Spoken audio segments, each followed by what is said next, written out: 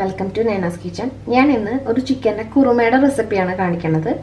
ഇത് ഒരു north Indian style, ഒരു ഷാഹി സ്റ്റൈൽ ചിക്കൻ കുറുമയുടെ റെസിപ്പിയാണ് കേട്ടോ. ഇതിൽ നമ്മൾ തേങ്ങയൊന്നും ചേർക്കണില്ല, പകരം കുറച്ച് കാഷ്യൂനട്ടും ഫ്രഷ് ക്രീമും മാത്രം യൂസ് ചെയ്തിട്ടാണ് ഈ കുറുമ ഉണ്ടാക്കുന്നത്. വളരെ എളുപ്പത്തിൽ നമുക്ക് ഉണ്ടാക്കിയെടുക്കാൻ പറ്റുന്ന ഒരു ചിക്കൻ കുറുമയാണ്. അത് മാത്രമല്ല നല്ല ടേസ്റ്റുള്ള ഒരു റെസിപ്പിയാണ്. നിങ്ങൾക്ക് ഇപ്പോൾ ഗസ്റ്റ് ഒക്കെ വന്നാൽ നല്ല ധൈര്യത്തോടു കൂടി അവർക്ക് ഉണ്ടാക്കി കൊടുക്കാൻ പറ്റുന്ന ഒരു കറിയാണ്. അതാണ് അങ്ങനെ ഒരു ചിക്കൻ കുറുമയുടെ റെസിപ്പിയാണ് ഞാനിത് കാണിക്കണം. അപ്പോൾ ഇതിന് വേണ്ടിയിട്ട് ആദ്യം തന്നെ ഞാനിപ്പോൾ മീഡിയം പീസസ് ആയിട്ട് കട്ട് ചെയ്തെടുത്തിട്ടുള്ള ഒരു 1.25 കിലോ ചിക്കനാണ് എൻ്റെ കയ്യിലുള്ളത്. ഒരു 1200 ഗ്രാമിൻ്റെ ഒരു ചിക്കനാണ് ഞാൻ വാങ്ങിയിട്ടുള്ളത്. അതിനെ മീഡിയം പീസസ് ആയിട്ട് കട്ട് ചെയ്തെടുത്തിട്ടുണ്ട്. അപ്പോൾ ഒരു 1.25 കിലോ ചിക്കൻ. അതിലേക്ക് നമുക്ക് ആദ്യം തന്നെ വേണ്ടത് ഒരു 3/4 ടീസ്പൂൺ മഞ്ഞൾപ്പൊടി, 3/4 ടീസ്പൂൺ മഞ്ഞൾപ്പൊടി. പിന്നെ ഈ ചിക്കനിൽ പിടിക്കാൻ ആവശ്യമുള്ള ഉപ്പ് ഇട്ട് കൊടുക്കാം. പിന്നെ നമുക്ക് ഈ ചിക്കൻ ഇരുന്ന് നല്ല സോഫ്റ്റ് ആവാൻ വേണ്ടിയിട്ട് തൈരും കൂടി വേണം. തൈരും കൂടി ചേർത്താണ് നമ്മൾ ഈ ചിക്കനെ മാരിനേറ്റ് ചെയ്യണം. അപ്പോൾ ഈ തൈരിൻ്റെ അളവെന്ന് പറയുന്നത് ഒരു 3/4 കപ്പ് തൈരാണ് നമുക്ക് വേണ്ടത്. ഒരു 3/4 കപ്പ് തൈര്. അപ്പോൾ ഓർത്തിരിക്കാൻ എളുപ്പമാണ്. ആവശ്യത്തിനുള്ള ഉപ്പും ഒരു 3/4 ടീസ്പൂൺ മഞ്ഞൾപ്പൊടി, 3/4 ടീസ്പൂൺ തൈര്. അപ്പോൾ നമുക്കിതിങ്ങനെ മാരിനേറ്റ് ചെയ്തിട്ട്, ഇപ്പം നിങ്ങൾക്ക് ഗസ്റ്റ് ഒക്കെ വരാൻ നിങ്ങൾക്ക് ഒരുപാട് ഡിഷ് ഉണ്ടാക്കാനുണ്ടെങ്കിൽ ഇങ്ങനെ തലേദിവസം മാരിനേറ്റ് ചെയ്ത് വെക്കാം കേട്ടോ. ഇനി ഇല്ല നമുക്ക് അപ്പം തന്നെ ഉണ്ടാക്കാനാണെങ്കിൽ ഒരു 1/2 അവർ മാരിനേറ്റ് ചെയ്തതിന് ശേഷം നമുക്ക് കുറുമ ഉണ്ടാക്കിയാൽ മതി. അപ്പോൾ ഞാനിപ്പോൾ അങ്ങനെയാണ് ചെയ്യണത്. അപ്പോൾ ഇതൊന്ന് മാരിനേറ്റ് ചെയ്ത് വെക്കാം. അപ്പോൾ ഈ തൈരിലും ഒക്കെ ഇരുന്ന് ചിക്കൻ നല്ല സോഫ്റ്റ് ആകും, ഇതിൽ ഉപ്പ് ഒക്കെ നന്നായിട്ട് പിടിക്കും. അത് കഴിഞ്ഞിട്ട് നമുക്ക് പിന്നെ ബാക്കി പ്രൊസീജിയർ ചെയ്താൽ മതി. അപ്പോൾ ആദ്യം ഇങ്ങനെ ഒന്ന് മാരിനേറ്റ് ചെയ്ത് കഴിഞ്ഞ് വെച്ചാൽ നിങ്ങൾക്ക് അരിയാനുള്ള സംഭവങ്ങളൊക്കെ അരിഞ്ഞെടുക്കുമ്പോഴേക്കും ഇത് നന്നായിട്ട് പിടിച്ചു വന്നോളും. അപ്പോൾ അങ്ങനെ ചെയ്യുകയാണെങ്കിൽ കുറച്ചുകൂടി ഈസിയാണ്. ഇനി ഇങ്ങനെ നന്നായിട്ട് മിക്സ് ചെയ്യാം. എൻ്റെ ഒരു കയ്യിൽ മോളുണ്ട്, അതുകൊണ്ടാണ് ഞാൻ ഇങ്ങനെ മിക്സ് ചെയ്യണം കേട്ടോ. ഇങ്ങനെ നന്നായിട്ട് മിക്സ് ചെയ്ത് മാറ്റി അരമണിക്കൂർ വെക്കാം. ഇതിന് ശേഷം ബാക്കി കറി എങ്ങനെ വെക്കണം എന്നുള്ള പ്രൊസീജിയറും ഇൻഗ്രീഡിയൻസും ഞാൻ കാണിച്ചു തരാം. അപ്പോൾ ഇനി നമ്മുടെ ഷാഹി ചിക്കൻ കുറുമ ഉണ്ടാക്കാനുള്ള ഇൻഗ്രീഡിയൻസ് എന്തൊക്കെയാണെന്ന് നോക്കാം. ആദ്യം തന്നെ നമ്മൾ തൈരും മഞ്ഞൾപ്പൊടിയും ചിക്കനും കൂടി മാരിനേറ്റ് ചെയ്ത് വെച്ചിട്ടുണ്ട്. ഇനി നമുക്ക് വേണ്ടത് ഒരു 2 മുതൽ 3 ടേബിൾ സ്പൂൺ വരെ നെയ്യ്. നമ്മളിത് വെളിച്ചെണ്ണയിലോ സൺഫ്ലവർ ഓയിലിലോ ഒന്നുമല്ല ഉണ്ടാക്കണം, ബട്ടറിലോ അല്ല, നെയ്യിലാണ് ഉണ്ടാക്കണം. 2 മുതൽ 3 വരെ എടുക്കാം. 2 മതിയാവുമെന്നാണ് എനിക്ക് തോന്നുന്നത്. അപ്പോൾ 2 ടേബിൾ സ്പൂൺ നെയ്യ്. അപ്പോൾ നിങ്ങളുടെ ഇഷ്ടം അനുസരിച്ച് നെയ്യ് വേണമെങ്കിൽ കൂട്ടാം കേട്ടോ. ഇനി ഇതെന്ന് പറഞ്ഞിട്ടുണ്ടെങ്കിൽ നമ്മൾ കുറച്ച് ഒരു 25 ഗ്രാം രണ്ടും കൂടി കാഷ്യൂനട്ടും പീനട്ടും കൂടി വെള്ളത്തിൽ കുതിർത്ത് വെച്ചിരിക്കുകയാണ് ഈ കറിയിലേക്ക് ആഡ് ചെയ്യാൻ വേണ്ടിയിട്ട്.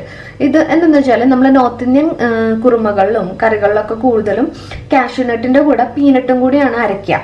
അപ്പോൾ അതുകൊണ്ടാണ് ഞാൻ പീനട്ടും കൂടി ചേർത്തത്. ഇനി നിങ്ങൾക്ക് ഇങ്ങനെ ഇപ്പം എൻ്റെ കയ്യിൽ പീനട്ട് ഉണ്ടായിരുന്നു. അപ്പോൾ ഇനി ഇല്ല എന്നുണ്ടെങ്കിൽ നിങ്ങൾ കപ്പലണ്ടി ചേർക്കണ്ട, വെറുതെ കാഷ്യൂനട്ട് മാത്രം ഗ്രേവിയിൽ ചേർത്താൽ മതി. അപ്പോൾ ഒരു തിക്നെസ് കിട്ടാൻ വേണ്ടിയിട്ടാണ് ഇങ്ങനെ ചെയ്യേണ്ടത്. പിന്നെ നമുക്ക് 4 മീഡിയം സൈസ് സവാള വേണം. പിന്നെ ഒരു പീസ് ഇഞ്ചി വേണം. പിന്നെ ഒരു 5-6 അല്ലി വെളുത്തുള്ളി വേണം. ഇതെന്ന് പറയുമ്പോൾ അരിഞ്ഞു കഴിയുമ്പോൾ 1.25 ടേബിൾ സ്പൂൺ ഇഞ്ചിയും വേണം, 1.25 ടേബിൾ സ്പൂൺ വെളുത്തുള്ളിയും വേണം. ആ ഒരു അളവെടുത്താൽ മതി, ടേബിൾ സ്പൂണിലെ അളവെടുത്താൽ മതി.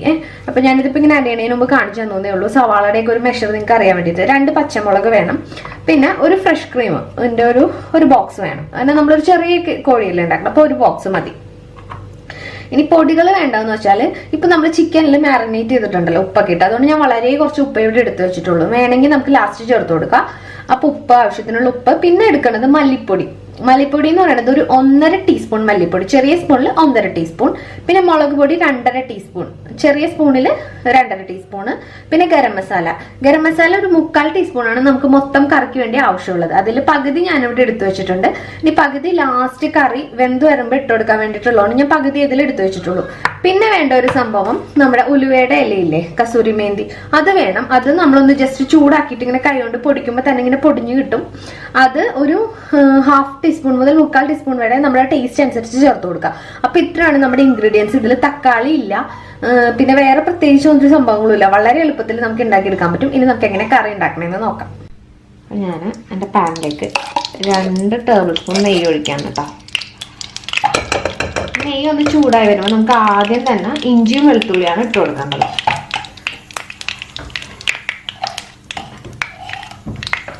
പെട്ടെന്ന് ഗ്യാസ് ചൂടാണ്ട് പെട്ടെന്ന് തന്നെ ചൂടായി.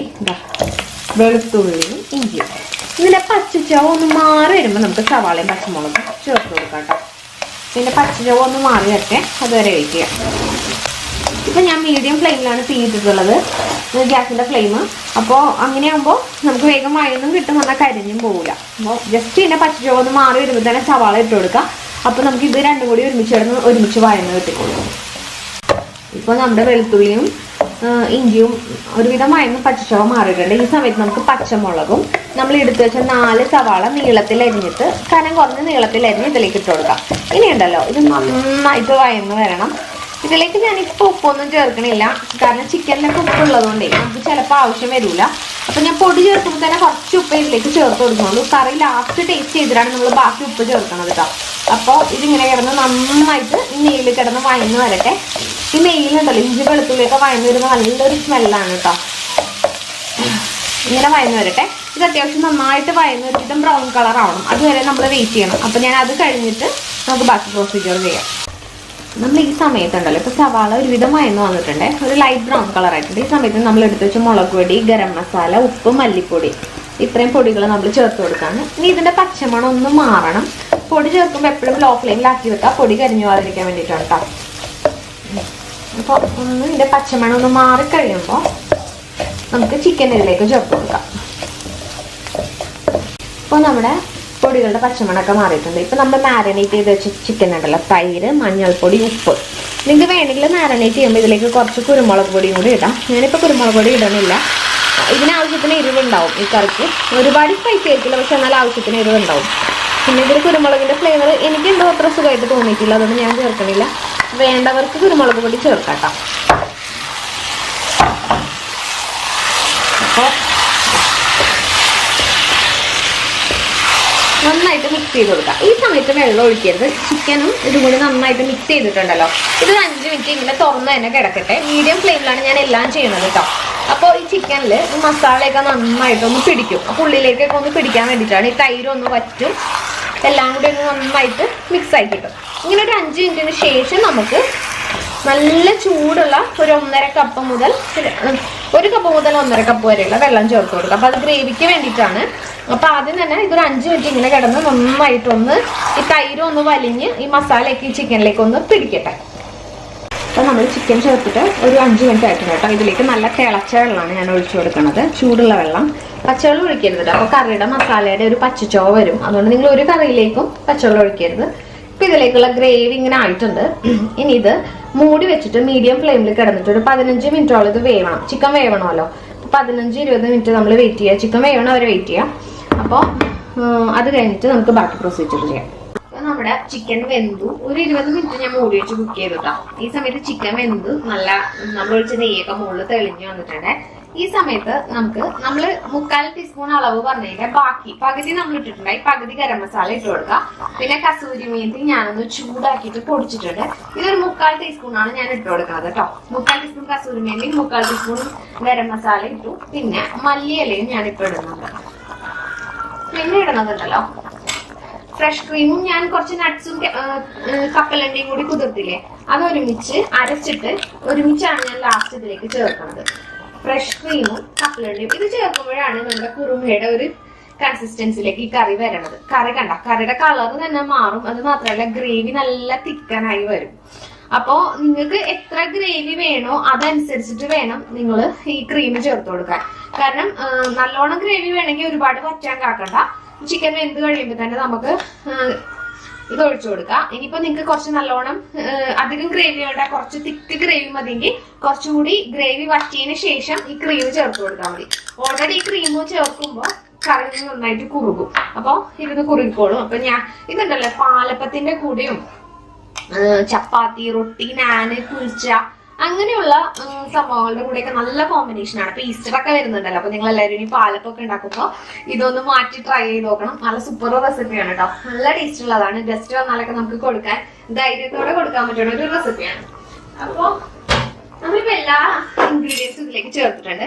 ഇനി ഇതൊരു 5 മിനിറ്റ് ഇങ്ങനെ മൂടി വെച്ചിട്ട് കുക്ക് ചെയ്യാം. അപ്പോ ഈ നമ്മൾ ഇട്ട പൊടികളൊക്കെ ഇതിലേക്ക് കറിയിലേക്കൊക്കെ ഇറങ്ങി ഈ കറിയുടെ ഗ്രേവി ഒക്കെ ഒന്ന് തിക്കനായി വരും.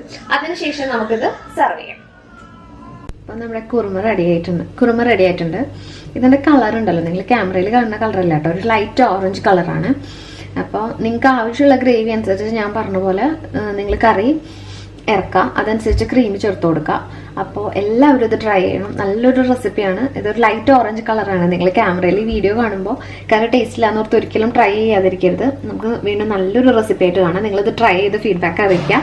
നിങ്ങൾ ഈ കറി ട്രൈ ചെയ്തിട്ട് സക്സസ് ആവുകയാണെന്നുണ്ടെങ്കിൽ നിങ്ങൾ ഈ കറി എൻ്റെ ലിങ്ക് ഷെയർ ചെയ്യാനും ചാനൽ സബ്സ്ക്രൈബ് ചെയ്യാനൊന്നും മറക്കണ്ട. വീണ്ടും നല്ലൊരു റെസിപ്പി ആയിട്ട് നമുക്ക് കാണാം. Thank you.